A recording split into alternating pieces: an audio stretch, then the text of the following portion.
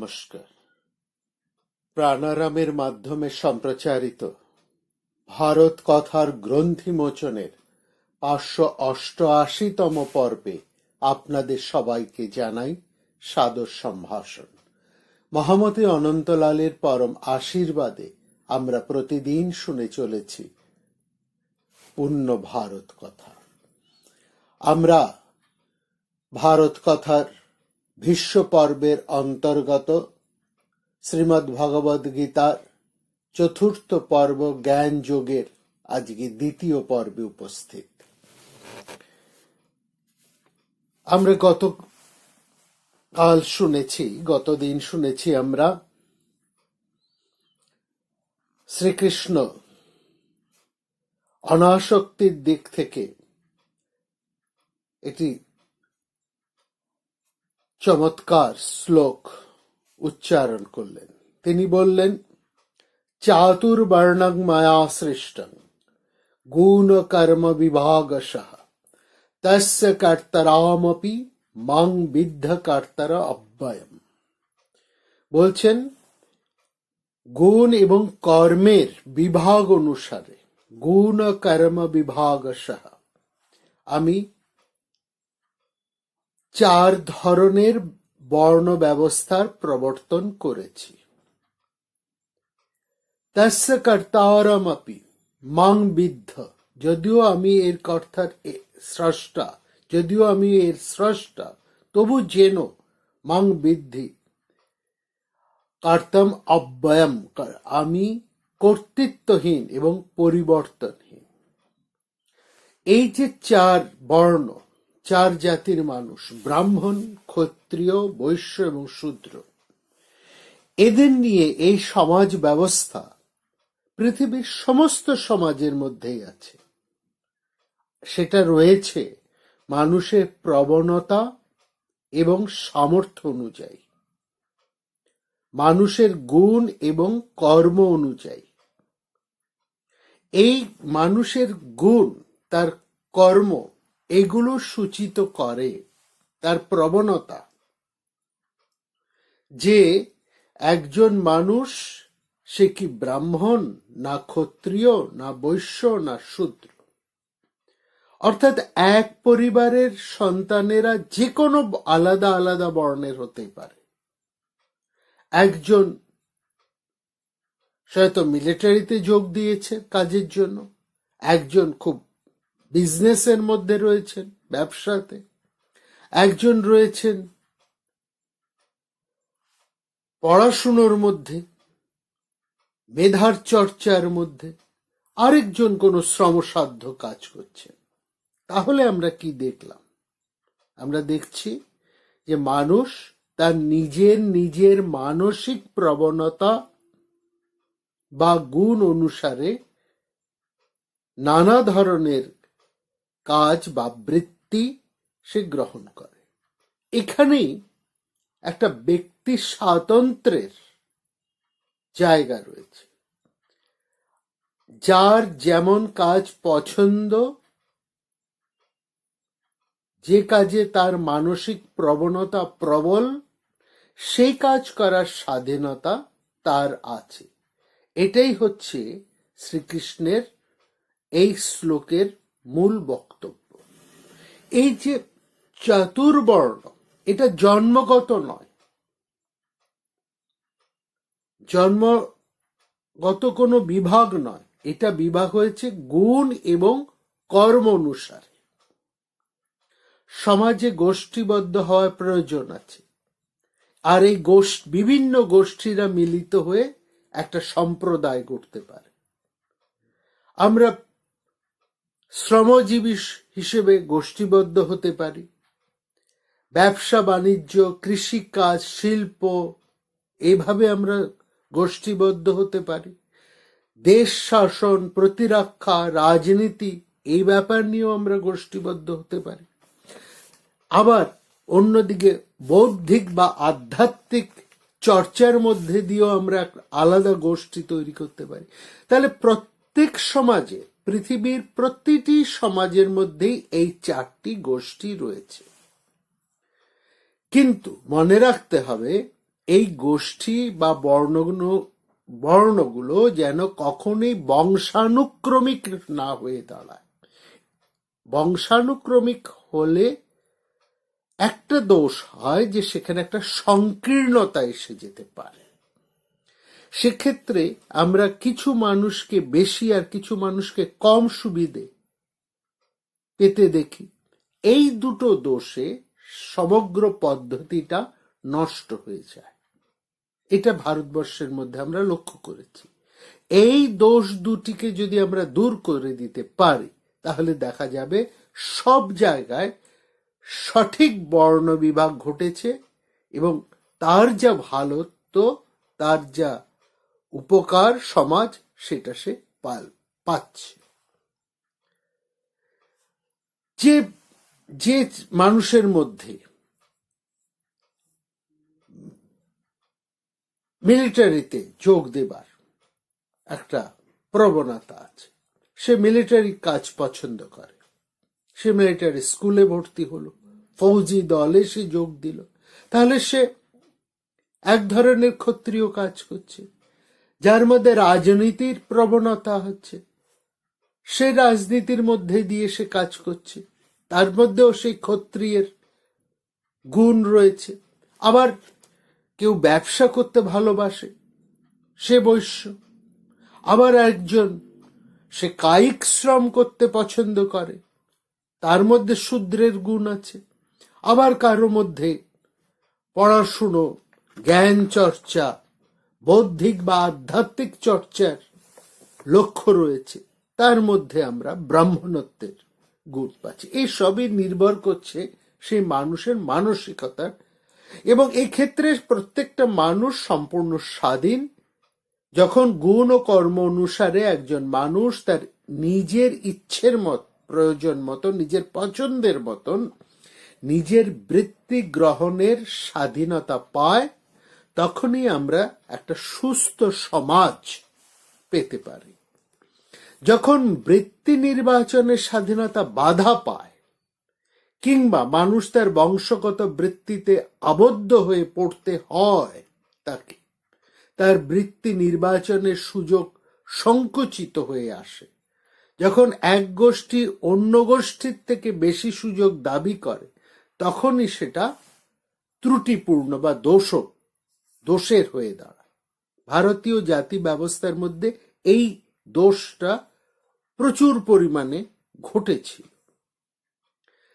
ফলে এক ব্রাহ্মণ ক্ষত্রিয়ের থেকে বেশি মর্যাদা পেয়েছে, ক্ষত্রিয় বৈশ্যরা আবার শূদ্রের থেকে বেশি। আসলে এরকম হবার তো কথা নয়, এইটা একটা বিকৃতি। এই বিকৃতিটা ঘটেছে পরবর্তী সময়। এখন আমরা সেই বিকৃত ব্যবস্থাটাকে ভেঙে বেরিয়ে আসার চেষ্টা করছি, কিন্তু এখনো গোষ্ঠী আছে। সেই গোষ্ঠীর মধ্যে একই পরিবারে জন্মগ্রহণ করে কেউ উচ্চ আধ্যাত্মিকতা প্রবণ, কেউ রাজনৈতিক ক্ষেত্রে ক্ষমতাধারী, কেউ ব্যবসায় বা শিল্পে সে ব্যস্ত রয়েছে, কেউ শ্রমজীবী রূপে বিভিন্ন জায়গায় নিজের পরিস্থিতি অনুযায়ী, নিজের সামর্থ্য অনুযায়ী কাজ করছে। কারো ক্ষেত্রে কোনো সুযোগ সুবিধার অনুমোদন থাকছে না। এইটা হচ্ছে সুস্থ সমাজ গঠনের একটা সুন্দর ব্যবস্থা। প্রত্যেক সমাজের একটা বিভিন্নতা থাকবে, ভিন্ন ভিন্ন মানুষ ভিন্ন ভিন্ন কাজের দায়িত্ব সম্পাদন করবে, এটাই স্বাভাবিক। কিন্তু যখন বিশেষ সুযোগ সুবিধার কথা চলে আসে, তখনই ওই সমাজের সুস্থতাটা নষ্ট হয়ে যায়। সুতরাং যে কোনো তন্ত্রে, সে গণতন্ত্রই হোক বা যে কোনো তন্ত্রেই হোক, প্রত্যেকটা তন্ত্রেই চাতুর্বর্ণ থাকে, তবে থাকতে হবে সেটা দোষবর্জিত হয়ে। প্রত্যেক সমাজে এর ব্যবস্থা আছে, তার পরিবর্তন হবে না। এটা একটা মূলগত ভাবনা। প্রত্যেক মানুষের ক্রমবিকাশের লক্ষণ হচ্ছে ব্রাহ্মণত্ব অর্জন করা। এর অর্থ কি? ব্রাহ্মণত্ব মানে কি? ব্রাহ্মণত্ব মানে এইটাই যে একজন মানুষ যখন সম্পূর্ণ নৈতিক চরিত্র বিশিষ্ট, আত্মসংযত, করুণায় পরিপূর্ণ এবং সদাচার সম্পন্ন হবে। তাকেই, সেই মানুষকেই বলা হয় সে ব্রাহ্মণত্ব অর্জন করেছে। সুতরাং একজন শিল্পপতি, একজন ব্যবসায়ী, একজন রাজনীতি, একজন শ্রমজীবী, যে কোনো বৃত্তিতেই সে থাকুক না কেন, প্রত্যেকেরই এই ব্রাহ্মণত্ব অর্জন করাই হচ্ছে তার মূল লক্ষ্য। এমনকি যে পড়াশুনোর মধ্যে দিয়ে আছে, যে জ্ঞান চর্চার মধ্যে দিয়ে আছে, তাকেও ব্রাহ্মণত্ব অর্জন করতে হবে। তার মধ্যে তাকে নৈতিক চরিত্র বিশিষ্ট হতে হবে, আত্মসংযত হতে হবে, তার হৃদয় করুণায় পূর্ণ থাকবে এবং সে সদাচার সম্পন্ন মানুষ হবে। এই হচ্ছে একজন শ্রেষ্ঠ দীপ্তমান মানুষের আদর্শ, এবং সেটাকেই বলা হচ্ছে ব্রাহ্মণত্ব। এই ব্রাহ্মণত্ব সমস্ত কিছুর মধ্যেই আছে। ক্ষত্রিয়ের মধ্যেও আছে, বৈশ্যের মধ্যেও আছে, শূদ্রের মধ্যেও আছে। প্রত্যেকেই নিজের নিজের বৃত্তির কাজ কর্ম সম্পাদন করে এই ব্রাহ্মণত্বে প্রতিষ্ঠিত হবে।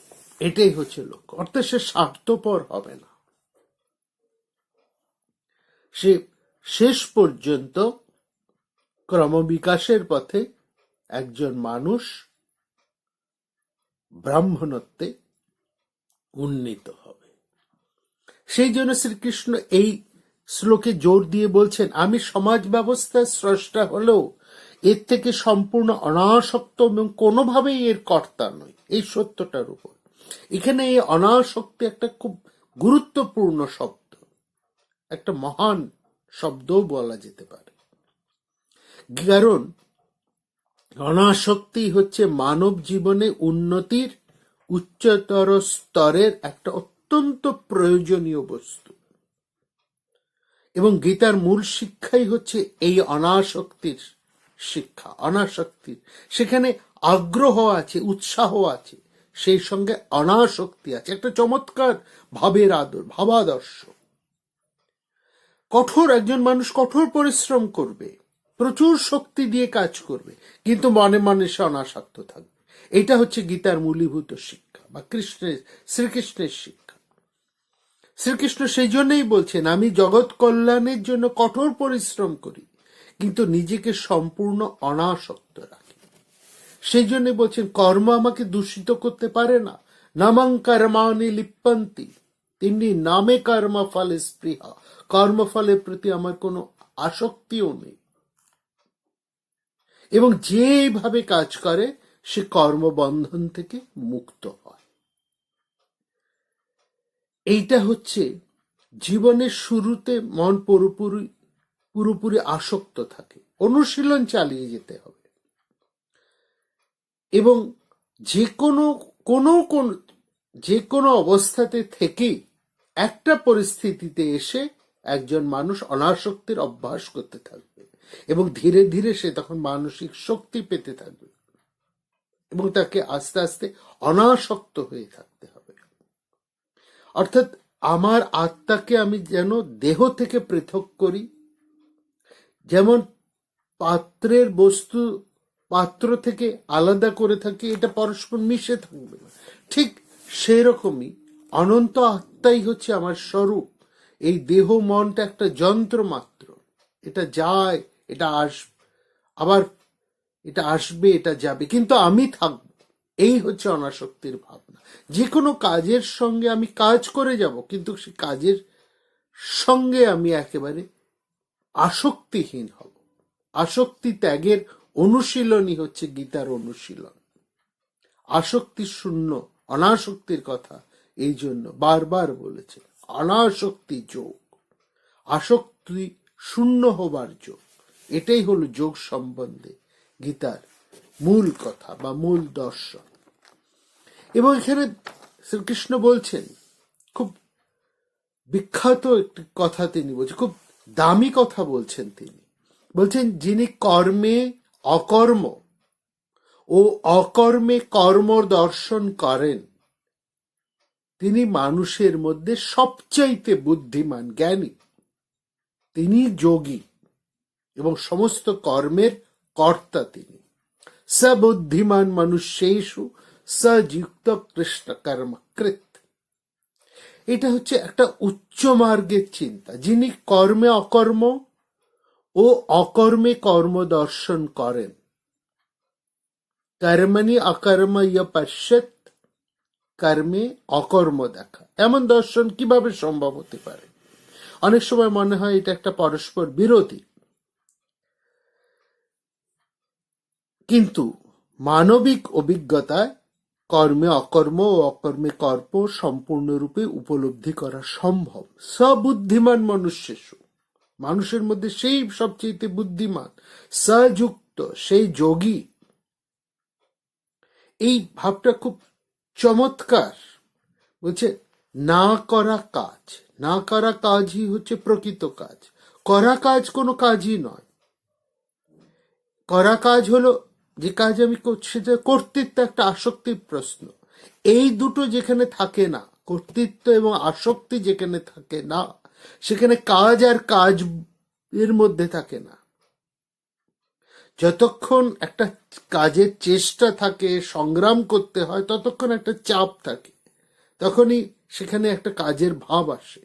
কিন্তু যে মুহূর্তে আমি অনাসক্ত হচ্ছি, তখন এই কাজের কোনো চাপই আমার মধ্যে আর আসবে না। আমি কাজ করছি, কিন্তু আমার অনুভূতি হবে না যে আমি কাজ করছি। কি চমৎকার একটা ভাব! এমনকি স্বাভাবিক জীবনযাত্রায় যখন আমরা অনেক সময় তো দেখি শিশু অসুস্থ, তার মা সারা রাত জেগে শিশুর যত্ন নিচ্ছে, সারাদিন সারা রাত মা জেগে আছেন, তার কোনো বিশ্রাম নেই, খাওয়া দাওয়া ঠিক নেই। এতে কিন্তু মা একটুকু কষ্ট বোধ করছেন না। এটা একরকমের ভালোবাসা, একরকমের ভালোবাসা, যখন সেই কাজে কেউই কষ্ট বোধ করে না। কিন্তু যখন আমি একটা কাজের জন্য আমার লক্ষ্য থাকে কত পাবো, কি কি আমি সুবিধে পাবো, সেখানে আমার কাজের মধ্যে কোনো স্বতঃস্ফূর্ত ভালোবাসাটা থাকে না। আধ্যাত্মিক ভাব যদি একটু জাগে, তখন কাজকে ভার বোঝা বলে বোধ হয় না। কাজ তখন আর নিরস কাজ থাকে না, সারাদিন কাজ করে চলেছে, কিন্তু তার একটা মনের মধ্যে একটা আনন্দ চলছে, সে আনন্দে গুনগুন করে প্রচন্ড খাটুনি খেটে যাচ্ছে। আনন্দটাকে কাজের মধ্যে দিয়ে নিয়ে আসা, যার জন্য মানুষ কি করে, সে সপ্তাহে 5 দিন খাটে, প্রচন্ড খাটে, 2 দিন আনন্দ করতে যায়, কিন্তু ওই 5 দিন সে একেবারে বোর হয়ে যাচ্ছে কাজের মধ্যে। অর্থাৎ কাজকে একটা সে নিরস খাটুনি রূপে সে দেখছে। কিন্তু শ্রীকৃষ্ণ এই দৃষ্টিভঙ্গিটাকে অনুমোদন করছেন না। তিনি বলছেন কাজেও আনন্দ আছে, এক আনন্দ থেকে আরেক আনন্দের অভিযাত্রার ব্যাপারটা একটা নিরস খাটুনির থেকে আনন্দে উত্তরণ। কাজ যে কোনো কাজই আনন্দে পূর্ণ হতে পারে যদি সেখানে ভালোবাসা থাকে, তাহলে সেই কাজটা সুন্দর হয়ে ওঠে, কাজটা ভার বলে মনে হয় না। হৃদয়ে যদি ভালোবাসা থাকে, তাহলে আমি অনেক দায়িত্ব নিতে পারি, অনেকের দায়িত্ব নেওয়া যায় এই ভালোবাসা থেকে। যারা দেশের জন্য ভালোবাসা আছে, তারা প্রাণ দিয়ে দিচ্ছে, তাদের কাছে এটা ভার বোধ হচ্ছে না, কারণ সেখানে ভালোবাসা, সেবা আছে, অনাসক্ত আছে, স্বার্থ বুদ্ধিহীন হয়ে সে কাজ করছে। কৃষ্ণ বলছেন কাজের সময় তুমি কেবল কাজ করো না, কাজের মধ্যে দিয়ে ব্যক্তিত্বের অভিব্যক্তি ঘটাও, কাজের মধ্যে দিয়ে নিজের ব্যক্তিত্বের উদ্ঘাটন। এটা হচ্ছে এক আধ্যাত্মিক অভিজ্ঞতা। কাজ যে একটা আধ্যাত্মিক শিক্ষা, গীতা এই ভাবটি বোঝানোর চেষ্টা হচ্ছে। কাজের মধ্যে আনন্দ পাওয়ার চেষ্টা, কি সুন্দর ভাব। সরলতম কাজে আনন্দ পেতে পারো, কারণ আমি যে কাজের মধ্যে আধ্যাত্মিক মূল্য আরোপ করতে শিখেছি। কাজ একটা বাহ্যিক ক্রিয়া, কিন্তু আমার মন সেই কৃতকর্মের মূল্য যোগায়। ওই মূল্য কাজের মধ্যে সঞ্চারিত হলে কাজ তখন সুন্দর এবং আমার কাছে তৃপ্তিদায়ক হয়ে ওঠে। তখন আর সেখানে কোনো চাপ থাকে না, কোনো স্নায়ু চাপ থাকে না। সেই জন্য বলছেন অর্জুন, যুদ্ধস্য বিগত জর। অর্জুনকে বলছে তুমি যুদ্ধ করো, বিগত জর, জীবন যুদ্ধ তুমি চালিয়ে যাও, অন্তরের কোন রকম চাপ বা উত্তাপ ছাড়া। জ্বর মানে চাপ, আমরা যে কাজের চাপ ভোগ করি, কি কাজের প্রেসার, এইটা হচ্ছে জ্বর, দেহের উত্তাপ। বিগত মানে ছাড়ো। তৃতীয় অধ্যায়ে বলছেন কঠোর কাজ করো কল্যাণ ভাবনা। কর্ম ন কর্ম য পশ্যত কর্মণি চ কর্ময় স বুদ্ধিমান মনুষ্যেষু সযুক্ত কৃষ্ণ কর্ম কৃত। এই অনাসক্তি হলো অহংকার বা ছোট আমির প্রতি আসক্তি ত্যাগ। যে আমি প্রজন্ম তত্ত্ব সূত্রে সাদা স্বার্থপর ভাব দিয়ে নিয়ন্ত্রিত। আর এই অনাসক্তি অর্জন করা সম্ভব হয় না যতক্ষণ পর্যন্ত না মানুষ সেই সত্যটাকে বুঝতে পারে যে সে চিরশুদ্ধ, চিরমুক্ত। প্রত্যেকটা সত্তার প্রকৃত স্বরূপ হচ্ছে সেটা। সে যখন এটা বুঝতে পারে তখন কোনো কাজের মধ্যেই আর তার এই ধরনের কোনো চাপ সে বোধ করে না। অষ্টাবক্র গীতায় খুব চমৎকার একটা শ্লোক আছে, সেখানে বলছে নিবৃত্তিরপি মূঢ়স্য প্রবৃত্তি রূপ জায়তে প্রবৃত্তিরপি ধীরস্য নিবৃত্তি ফলভাগিনী। খুব চমৎকার এই শ্লোকটা। এখানে বলছে নিবৃত্তিরপি মূঢ়স্য, যে মূর্খ, যার বুদ্ধি কম, বোকা, সে নিবৃত্তি বা অকর্ম বা প্রবৃত্তি কর্ম হয়ে দাঁড়াচ্ছে তার কাছে। আসলে আমি যদি একজন বুদ্ধিমান মানুষ, সে কাজ করেও সে কাজের মধ্যেও সে বিশ্রাম উপভোগ করবে, কারণ তার কোনো চিন্তা নেই, তার কোনো কাজের চাপ নেই। কিন্তু যে সবসময় চাপ বা উদ্বেগে ভুগতে থাকে, সে ছুটি নিয়ে যদি যায় তার মধ্যেও কিন্তু সেই কাজের চাপ থাকতে থাকবে। নিবৃত্তির অর্থ হলো কাজ থেকে সরে থাকা, আর প্রবৃত্তির অর্থ হচ্ছে কাজে লেগে পড়া। প্রবৃত্তি নিবৃত্তি, এই বলছে যে বোকা মানুষ, যার বুদ্ধি কম, তার কাছে নিবৃত্তিটাই প্রবৃত্তি হয়ে যায়, আর বুদ্ধিমান মানুষের কাছে প্রবৃত্তি রূপান্তরিত হয় নিবৃত্তিতে। কারণ সে কাজে ব্যাপৃত থেকেও সে অনাসক্ত, যেন সে কোনো কাজই করছে না। এই ভাবটা চমৎকার একটা আমাদের বেদান্ত সাহিত্যের একটা খুব সুন্দর চিন্তা ভাবনা। প্রবৃত্তির মধ্যে নিবৃত্তিকে সে অনুভব করছে। বলছে এই দৃষ্টিভঙ্গি নিয়েই একটা সংসারের দিকে আমরা যখন দেখি, একজন গৃহকর্ত্রী, সে সকাল থেকে সন্ধ্যা পর্যন্ত কাজ করছে, সবার দেখাশুনো করছেন, অতিথি অভ্যাগত যারা আসছেন তাদেরও দেখাশুনো করছেন, করবার পরও তিনি দিব্যি সতেজ, তার মধ্যে কোনো ক্লান্তি বোধ নেই। কেন? কি করে এটা হচ্ছে? কারণ সে ভালোবাসা এবং কর্তব্যর বোধ থেকে সংসারের সমস্ত কাজ করছে।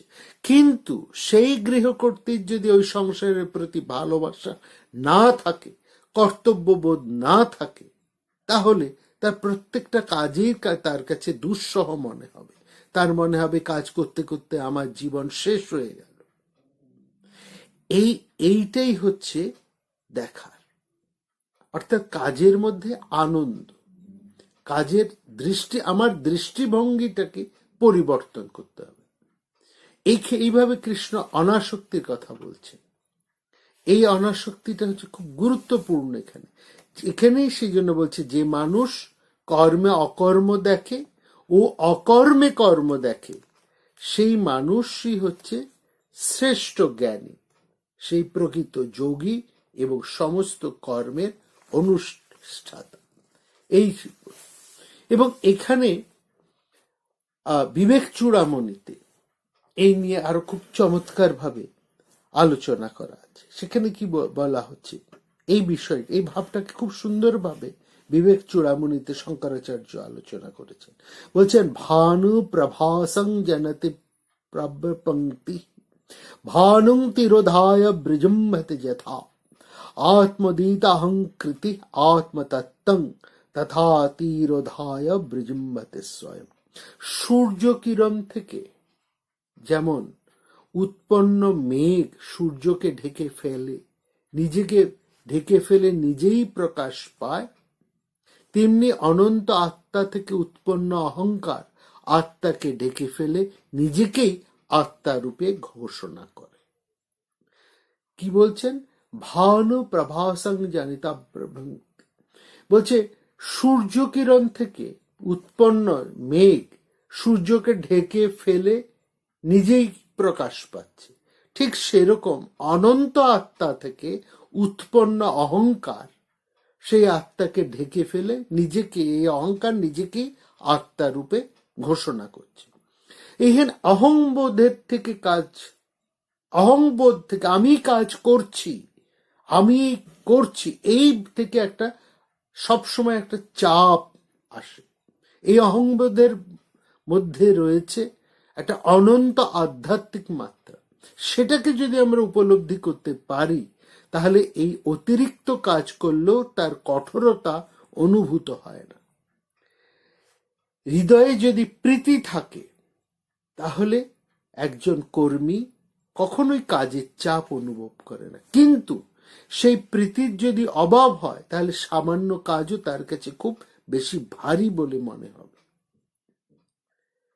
একজন মানুষ তার সে সংসারের কত ভার আনন্দের সঙ্গে বইছে, কারণ সে সংসারের প্রতিটি সদস্যকে প্রাণ দিয়ে ভালোবাসে, তার কাছে প্রত্যেকে প্রিয়জন। সে যা কাজ করছে ওই প্রিয়জনের প্রতি ভালোবাসাই তার কাজের বোঝার ভারকে লাঘব করে দিচ্ছে।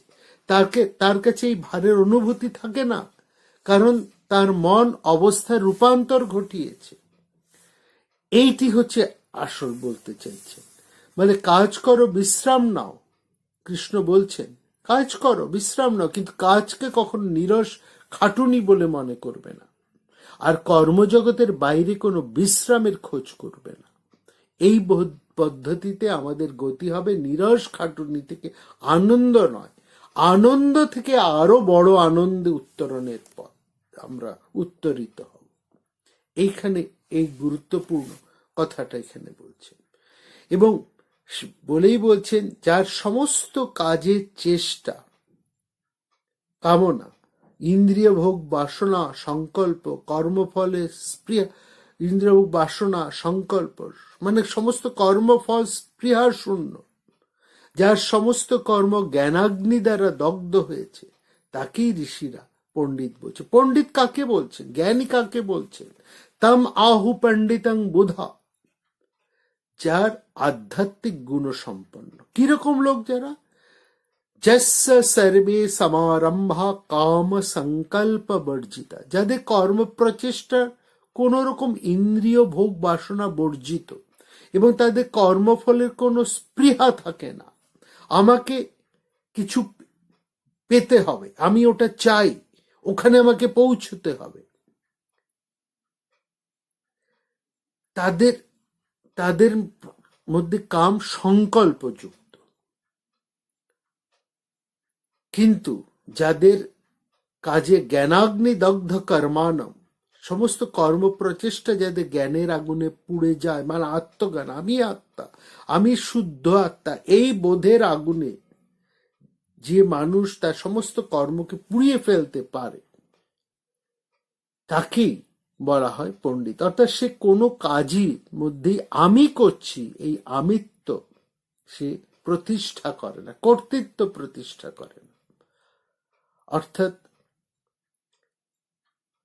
সে সমস্ত বিষয়ের মধ্যেই সমদর্শী হয়ে থাকে। কর্মফলে সে আসক্তি ত্যাগ করে, সদাতৃপ্ত থেকে কোনো কিছু অবলম্বন না করে কর্মে নিযুক্ত থেকে, আর প্রকৃতপক্ষে সে কিন্তু কোনো কাজ করে না। এইটাই শ্রীকৃষ্ণ বলছেন কাজের মধ্যে দিয়ে, সেখানে তিনি বারবার এই জায়গাটাই বলছেন। এবং সেখানে একটা বলতে বলতে তিনি একটা চমৎকার জায়গায় চলে এসছেন।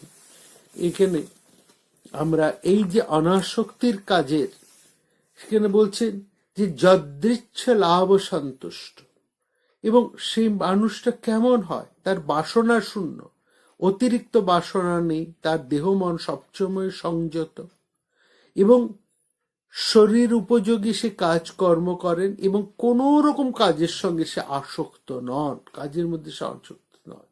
এবং শুধু তাই নয়, অনায়াসলব্ধ সে যা পাচ্ছে, দৈবক্রমে তার কাছে যা আসে, যদৃচ্ছা লাভে সে সন্তুষ্ট। ব্যক্তি যা দৈবক্রমে তার কাছে যা আসছে তাতেই সে সন্তুষ্ট, কোনো কিছুর পেছনে সে দৌড়চ্ছে না।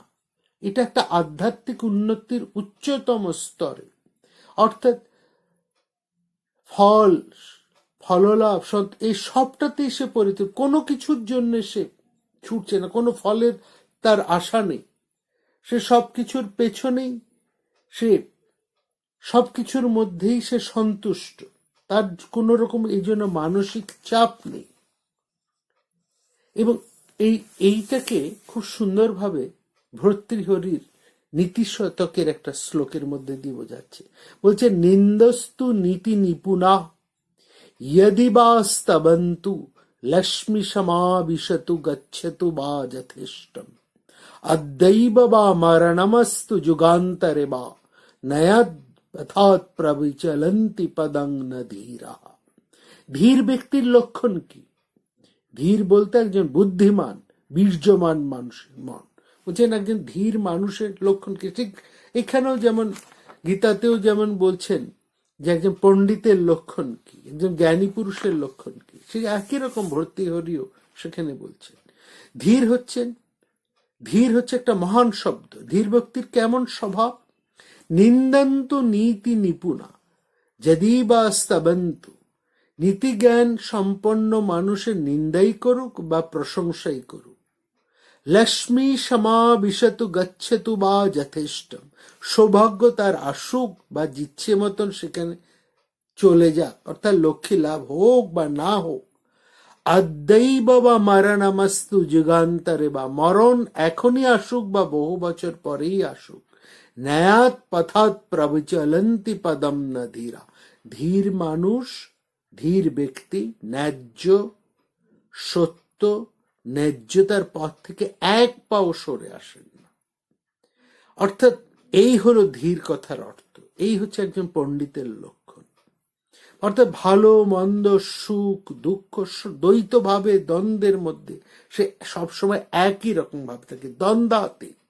এই দ্বৈত ভাব থেকে তিনি মুক্ত, বিমৎসর, সমস্ত রকমের ঈর্ষা ঘৃণা থেকে সে মুক্ত, সব রকম হিংসার চিন্তা থেকে সে মুক্ত, সমসিদ্ধ অবসিদ্ধ সব কাজে কৃতকার্য হোক বা অকৃতকার্য হোক তার সমভাব, শান্তভাব একই রকমের থাকে। কৃতওয়াপি না নিবদ্ধতে, তিনি কাজ করলেও কর্মফলে মোটেও আবদ্ধ হন না। এটা একটা মানবিক বিকাশের একটা উচ্চতম অবস্থা। অর্থাৎ অনাসক্ত মুক্ত আধ্যাত্মিক জ্ঞানে প্রতিষ্ঠিত চিত্ত, একমাত্র যোগ্য অনুষ্ঠানের জন্যেই সে কর্মে নিরত। এরকম মানুষের সমস্ত কাজ, সে যে কাজই করে, সেই কাজ তাকে কখনোই আবদ্ধ করে না, তার কোনো আসক্ত নেই, তার মন জ্ঞানে প্রতিষ্ঠিত। এই হচ্ছে জ্ঞানীর লক্ষণ। সে অনাসক্ত মুক্ত আধ্যাত্মিক জ্ঞানে সে প্রতিষ্ঠিত, এবং এই ভাব নিয়ে সে যে কাজ করে সেই কাজই হচ্ছে উচ্চ জ্ঞান। এবং এই ধরনের মানুষকেই বলা হচ্ছে একজন জ্ঞানী মানুষ, জ্ঞানী পুরুষ তাকে বলা হচ্ছে। তার সমস্ত রকম বিমৎসর, সব রকম ঈর্ষা ঘৃণা থেকে সে মুক্ত, সমস্ত রকম হিংসার চিন্তা থেকে মুক্ত। সে কাজে কৃতকার্য হোক বা অকৃতকার্য হোক, সব সময় সে সমভাব শান্তভাবে একভাবে থাকে, কোনো কিছুতেই তিনি আর আবদ্ধ নন। এইটাই বলছে গতসঙ্গস্য মুক্তস্য জ্ঞান অবস্থিত চেতসা যজ্ঞাচারত কর্ম সমগ্রং প্রবিলিয়ত। এই হচ্ছে একজন জ্ঞানী মানুষের লক্ষণ বা একজন জ্ঞানী মানুষের পরিচয়। এবং সেই জন্যই বলছেন কি, বলছে তুমি কাজ করেই চলো। শ্রীকৃষ্ণ বলছে তুমি কাজ করেই চলো। কাজ করার ফলে তোমার কি হবে? ধীরে ধীরে সে অপূর্ব ভাব, বলছে তোমার সব ব্রহ্মস্বরূপ হয়ে যাবে। ব্রহ্মাপর্ণং ব্রহ্মণঃ ব্রহ্মগ্ন ব্রহ্মণাহুতম ব্রহ্মৈব তেন গন্তব্যম ব্রহ্ম কর্ম সমাধিনা। এই ব্রহ্মস্বরূপ কে? এই ব্রহ্ম শব্দ শুনে আমরা সন্তুষ্ট থাকি। ব্রহ্ম হচ্ছে বৃহৎ ধাতু থেকে, আমার সব থেকে বৃহৎ সত্তা হচ্ছে এই ব্রহ্ম। এই যে দেহে আবদ্ধ হয়ে, এইটুকু সত্তার মধ্যে আবদ্ধ হয়ে আমার চেতনা ঘোরাফেরা করছে, এটা আমার আসল সত্তা নয়। আমার আসল সত্তা হচ্ছে একটা পরিব্যাপ্ত চেতনা। সেই বৃহতের চেতনায় আমাকে প্রতিষ্ঠিত হতে হবে। সেই জন্য সেই ব্রহ্মস্বরূপের কথা শোনাচ্ছেন শ্রীকৃষ্ণ। বলছেন একজন যে কোনো মানুষই এইটা লাভ করবে। কিভাবে লাভ করবে? এই ব্রহ্মস্বরূপ, এই পরিব্যাপ্ত চেতনা, এই বৃহতের চেতনা একজন মানুষ কিভাবে লাভ করবে? না, সে লাভ করবে কর্মের মাধ্যমে। এই ব্রহ্মণব অগ্নি যদি সে জ্বালায়, সে নানাভাবে তো এই যজ্ঞের কথা বলা হচ্ছে। এই যজ্ঞ কর্মই মানে সেখানে নিঃস্বার্থ কর্ম, অন্যের জন্য কর্ম, অন্য হিতের জন্য কথা, একটা সমবেত হিতের উদ্দেশ্যে ব্যক্তিগত স্বার্থপরতার ঊর্ধ্বে গিয়ে যে কাজ, সেখানেই বলছেন। এখানে ব্রহ্মাগ্নি কথা বলছেন, আবার বলছেন সংযমাগ্নির কথা, ইন্দ্রিয়াগ্নির কথা বলছেন, বলছেন আত্মসংযম যোগাগ্নির কথা। কতগুলো পরপর শ্লোকে নানা রকম অগ্নির কথা বলছেন এক একটা অগ্নি জ্বালিয়ে এক একজন তপস্যা করছে, যেন সে যজ্ঞ অনুষ্ঠান করছে। সেই যজ্ঞ থেকে কি লাভ হয়? যজ্ঞ শেষ হয় অমৃতে, সে অমৃত লাভ করে। যজ্ঞ শিষ্ট অমৃত ভুজ যন্তি ব্রহ্ম সনাতন। তুমি যে এই ব্রহ্ম সারূপ্য লাভ করতে চাইছ, যজ্ঞ শেষে এই অমৃত যদি তুমি ভোজন করতে পারো, এই অমৃত সমরস যদি তুমি পান করতে পারো, তাহলে সেই অমৃত ব্রহ্ম সারূপ্য লাভ করবে। অপাম সোমম অমৃতা অভূমম অগম্য জ্যোতিরবিদম দেবান। আমি সেই জ্যোতিকে লাভ করেছি। বেদের মধ্যে ঋষি উদ্বাহ হয়ে তিনি বলছেন, আমি সেই জ্যোতিকে লাভ করেছি। অপাম সমম অমৃত অভূম অগম্য জ্যোতিরবিদম দেবম। আমি সেই জ্যোতিকে লাভ করেছি, সেই দেবতার স্বরূপে গিয়ে পৌঁছেছি। কেন? আমি সোম পান করেছি, তাই আজ আমি অমৃত হয়েছি। এই কথা ঘোষণা করছেন ঋষিরা। এখানে জ্ঞানের সাধন প্রসঙ্গে শ্রীকৃষ্ণ বলছেন, তুমি সেই জ্ঞান লাভ করবার জন্য আচার্যের কাছে যাও, গুরুর কাছে যাও, প্রণিপাত করো, শ্রদ্ধার সঙ্গে নিজেকে লুটিয়ে দাও তার পায়ে, সঙ্গে সঙ্গে তাকে প্রশ্ন করো আর তার সেবা করো। প্রণিপাত, পরিপ্রশ্ন এবং সেবা, এই ত্রিবেণী সঙ্গমই হচ্ছে জ্ঞান লাভের উপায়। তদ বিদ্ধি প্রণিপাতেন পরিপ্রশ্নেন সেবয়া উপদেষ্কন্তি তে জ্ঞানং জ্ঞানী তত্ত্বদর্শিনঃ। নিজের কর্মের দ্বারা, যজ্ঞের দ্বারা সুসংস্কৃত করে, নিজেকে পবিত্র করে তুমি তার কাছ থেকে সেই জ্ঞান লাভ করো। উপনিষদ পাঠ করলে আমরা দেখি বারবার সেই উপাখ্যান। আচার্যের গৃহে গিয়েছেন শিষ্য জ্ঞান লাভের জন্য। আচার্য বারবার তাকে বলছেন তুমি তপস্যা করো, আরো 16 বছর, আরো 32 বছর তপস্যা করো।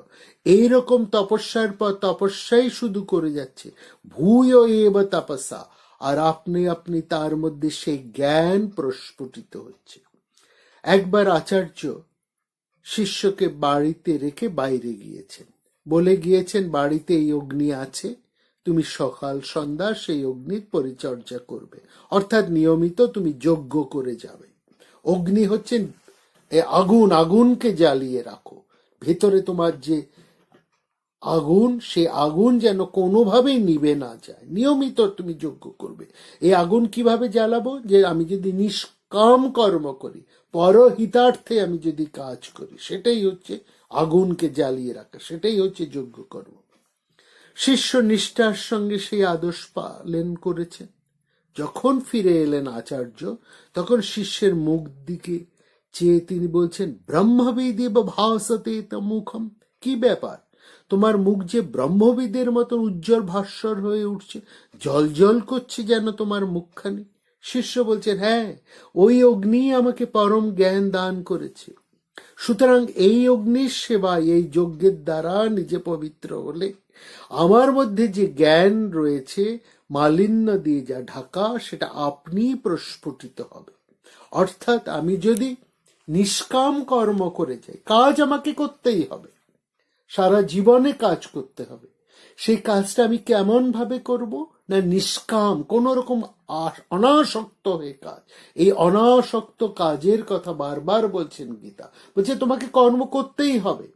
কর্ম থেকে তুমি এক পাও বাঁচতে পারবে না, কিন্তু কর্ম করতে হবে কেমন ভাবে, নিরাসক্ত হয়। এটাই হচ্ছে গীতার মূল কথা।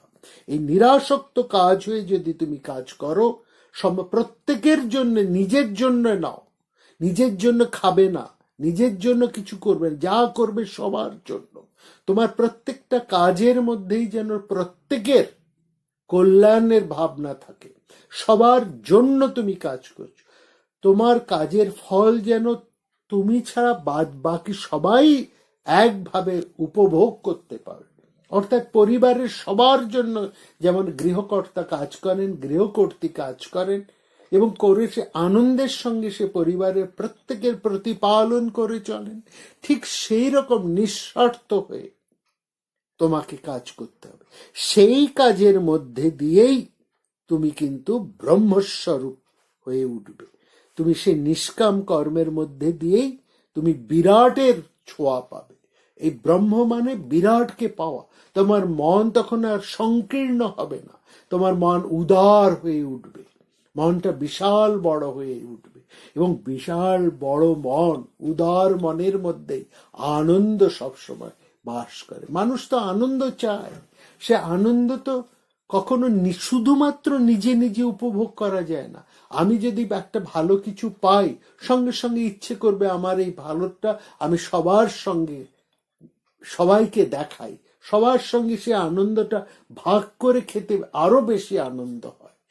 একলা খেতে যে সুখ, সবার সঙ্গে মিলে সেটা উপভোগ করার মধ্যে বেশি আনন্দ, বেশি সুখ। সুতরাং এই নিজেকে বড় করে ফেলো, নিজেকে ছড়িয়ে দাও, এইটাই হচ্ছে আসল কথা। বারবার এটা বলছে যে এই হচ্ছে মূল জ্ঞানের কথা। সেই জ্ঞানী, সেই লোকটি হচ্ছে যথার্থ জ্ঞানী, যে নিজেকে উন্মুক্ত করে দিতে পেরেছে, সবকিছুর মধ্যে সে নিজেকে ছড়িয়ে দিতে পেরেছে, অথচ কোনো কিছুর মধ্যেই সে সম্পৃক্ত হয়ে নেই। এটাই হচ্ছে কাজের রহস্য, এটাই হচ্ছে কর্মের কৌশল। সেই জন্য বলছেন, তস্মাদ জ্ঞান সম্ভূতম হৃস্থং জ্ঞানাসেনাত্মনা চিত্তেন সংশয়ং যোগমতিষ্ঠ উত্তিষ্ঠ ভারত। ওঠো, তুমি সেই যোগের অনুষ্ঠান করো। অর্জুনকে বলছেন, ওঠো তুমি, উত্তিষ্ঠিত যোগমাতিষ্ঠ উত্তিষ্ঠ ভারত। অর্জুন, তুমি ওঠো, সেই যোগের অনুষ্ঠান করো, সংশয়কে ছেদন করো অসির দ্বারা। কোন তরোয়ালের দিয়ে, কোন অসির দ্বারা তুমি তোমার সংশয়কে ছেদন করবে? জ্ঞান রূপ অসির দ্বারা। সবসময় আমাদের মধ্যে একটা সংশয় থাকে, এটা করব, এটা করলে হবে, এইভাবে গেলে কি পাবো, এই যে একটা সংশয়, করে আমার কি লাভ? এই সংশয়কে তুমি ছেদন করো। কিসের মাধ্যমে ছেদন করবে? জ্ঞান রূপ অসির দ্বারা। চিত্তেন সংশয় জ্ঞানাসীনাত্মনা। জ্ঞান রূপ অসির দ্বারা সংশয়কে ছিন্ন করে তুমি যোগে প্রতিষ্ঠিত হও, যোগযুক্ত। এতটুকু ফাঁক যেন না থাকে, যোগযুক্ত হও, যোগে ব্রতী হও, মানে সমস্ত শক্তিকে কেন্দ্রীভূত করে সত্তায় গুটিয়ে আনো। নিজেকে ছড়িয়ে ফেলেছ বিশ্বের মধ্যে, নিজেকে হারিয়ে ফেলেছ, এখন সেই হারানো সত্তাকে আবার ফিরে পাওয়ার জন্য নিজেকে গুটিয়ে আনো। গুটিয়ে এনে ওই যে একটি কেন্দ্র রচনা করেছ, সেই কেন্দ্র অভিমুখে সমস্ত ক্রিয়া, সমস্ত চেষ্টাকে নিয়ে যাওয়ার জন্য প্রয়াসী হও। একমুখী করো তোমার বহুমুখী সব প্রবৃত্তি, ইন্টিগ্রেশন বা ফিউশনের দ্বারা, সমন্বয় ও সম্মিলন সাধনের দ্বারা। এটা কি বলে? ইন্টিগ্রেশন, যোগ বা একটা সম্মিলন, সমন্বয়। আমাদের সাধনার মধ্যে কোনো জায়গায় কোনো জটিলতা নেই, সব তো সহজ সরল জিনিস। তার মধ্যে শুধু অনেক জটিলতা আমরা নিজেরাই সৃষ্টি করি এবং সৃষ্টি করে মূল লক্ষ্য থেকে নিজেদেরকে বিভ্রষ্ট করে রাখি। আমাদের দৈনন্দিন জীবনের মধ্যে, সমাজ জীবনের মধ্যে এই সাধনাকে ঋষিরা তখন শুরু করে দিয়েছিলেন। তারা এই সাধনার ধারাই তারা আমাদেরকে দেখিয়ে গিয়েছেন। যা কিছু কর্ম করছো, সেই কর্ম করার আগে আমাদের যে বিষ্ণু স্মরণের ব্যবস্থা ছিল, যেমন আহার করার আগে আচমন করবার ব্যবস্থা ছিল, কিছু নিবেদন করবার ব্যবস্থা ছিল, বা প্রত্যেক বাড়িতে গৃহ দেবতা থাকতেন, পঞ্চ ব্যঞ্জনাদি যা কিছু রান্না হতো তাই আগে সেই দেবতাকে নিবেদন করা হতো এবং সেই নিবেদিত অন্ন প্রসাদ রূপে সবাই গ্রহণ করতেন। প্রসাদ রূপে গ্রহণ করলে সেটি অমৃতায় কল্পতে, প্রসাদটি অমৃত হয়ে যেত, সেটা গ্রহণ করলে অমৃত ভোজন হয়ে যেত। আমাদের শাস্ত্র বা ঋষি বৃন্দ নিষেধ জারি করেননি যে আমরা আহার বিহার সবকিছু থেকে নিজেদের বঞ্চিত করে রাখবো, না, এরকম কোনো নিষেধ কিন্তু আমাদের ঋষিরা করেননি। তুমি আহারে থাকো, বিহারে থাকো, কিন্তু এমন কিছু সবই তোমরা করো নিবেদিত প্রাণ হয়ে। আহার পরিত্যাগ করো, নিদ্রা পরিত্যাগ করো, উৎকট তপস্যা করো, এমন কথা আমাদের ঋষিরা কোনোদিন বলেননি। আমাদের শাস্ত্র কখনো এই ধরনের কথা বলে না। দৈনন্দিন জীবনে যা কিছু কর্ম, সেই সমস্ত কর্মই তুমি করবে। তোমার যা কর্তব্য কর্ম, যে যেখানে আছো, তোমার যা কর্ম সেটাই তোমার সাধনা, সেটাই তোমার তপস্যা, সেটাই তোমার পূজা। সেটা তুমি কিভাবে করবে? না, এক নির্দিষ্ট লক্ষ্য রেখে, একের উদ্দেশ্য নিবেদন করে, ময়ি সর্বাণি কর্মাণি সন্ন্যাস্য, এই সন্ন্যাস, পরিত্যাগ, উৎসর্গ, এই ব্রতটি গ্রহণ করে যদি আমরা প্রতিদিনের সমস্ত কর্ম করে যাই, তাহলেই আমার ভোগের মালিন্য শোধন হতে হতে আস্তে আস্তে ভেতরে সেই হোমের অগ্নি, জ্ঞানাগ্নি প্রজ্বলিত হয়ে উঠবে। আমি তখন সেই পরমকে লাভ করব। সেই পরমকে পাওয়া মানে সেই আনন্দকে পাওয়া, সেই অমৃতকে পাওয়া, সেই অভয়কে লাভ করা, অর্থাৎ আমি নিজের স্বরূপকেই পাবো। এই হচ্ছে জ্ঞানের মূল কথা, এই হচ্ছে জ্ঞানীর লক্ষণ, এই হচ্ছে জ্ঞানের মর্ম কথা। অর্থাৎ প্রতিদিনের প্রতিটি কর্তব্য কর্মকে ফাঁকি দিয়ে নয়, যে যেখানে যে কাজে নিযুক্ত আছো কোনোটাই ছোট নয়। যার যে কাজ, সে কাজই সে করবে। স্টুডেন্ট পড়াশুনো করবে, ডাক্তার চিকিৎসা করবে, কর্মী তার কাজ করবে, শিক্ষক তার শিক্ষকতা করবে, রাজনীতির লোক তার রাজনীতির কাজ করবে, সে সঠিকভাবে দেশ শাসন করবে, যে যে কর্মে আছে। গৃহকর্তা গৃহের কাজ করবে, যিনি গৃহী তিনি তার গৃহের সমস্ত কাজ করবেন, যিনি সংসারের কর্ত্রী তিনি সংসারের প্রত্যেকটা কর্তব্য করবেন। কিন্তু কর্তব্যটা করবেন কি করে? সমস্ত করব একটা নির্দিষ্ট লক্ষ্য রেখে, সমস্ত একটা নিবেদনের ভঙ্গিতে, ময়ি সর্বাণি কর্মাণি সন্ন্যাস্য, এবং সমস্ত কাজ করবে একটা নিরাসক্ত ভাব দিয়ে, একটা নিবেদনের ভঙ্গিতে, যেন আমার কাজ নয়, এটা একটা আমার পূজা, আমি এই কাজের মাধ্যমেই পুজো করছি। পুজো বলতে আমাদের এখানে তপস্যা সাধনা বললে চোখ বুজে নাক টিপে বসে থাকার কথা বলছেন না, বলছে তোমার যে প্রতিদিনের যে কাজকর্ম তুমি করছো সেই কাজটাকেই তুমি পূজার হিসেবে করো, তাকেই তুমি নিবেদনের ভঙ্গিতে করো, যেন তুমি ঈশ্বরের জন্য সেই কাজ করছো, মনে আনন্দ রেখে সেই কাজ। এই ব্রত গ্রহণ করে এই সন্ন্যাস, সর্বসন্ন্যাস শব্দের অর্থ পরিপূর্ণভাবে ত্যাগ, সেই ত্যাগের দৃষ্টিতে, উৎসর্গের দৃষ্টিতে, নিবেদনের ভাবে যদি ব্রত গ্রহণ করে আমরা প্রতিদিনের আমাদের সমস্ত কর্তব্য কর্ম করে যাই, তাহলেই আমরা আমাদের অন্তরের সেই জ্ঞানাগ্নি থেকে প্রজ্বলিত করে উঠব। এবং এই জ্ঞানাগ্নি যদি আমরা জ্বালিয়ে তুলতে পারি, তাহলেই আমরা সেই অমৃতকে লাভ করব, সেই পরমানন্দকে আমরা লাভ করব।